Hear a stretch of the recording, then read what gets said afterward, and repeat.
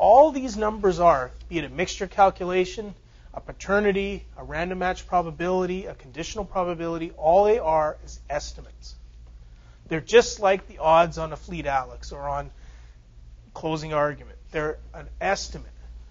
The reality is never attainable. In a horse race it is because you run the race. But in this case, you'll never know what the denominator of your estimate is because you're not genotyping everybody on the planet, nor can you. Because everybody on the planet is an entity that's changing as we sit here. People are dying and people are being born. It's continuum, right?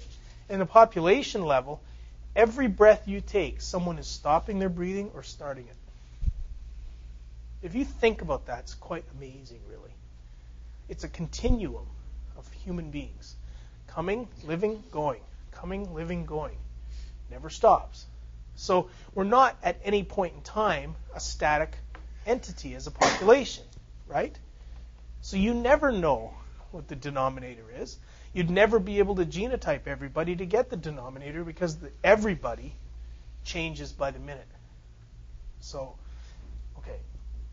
You're just providing an estimate to what is a reasonable idea of how common you're going to see these genotypes come together as a unit or a profile. Okay? You're not carving in stone how many people you'd have to test to be sure you'd see it. There's a way to calculate that, and I'll get into it. But statistics are giving you a tool to provide that.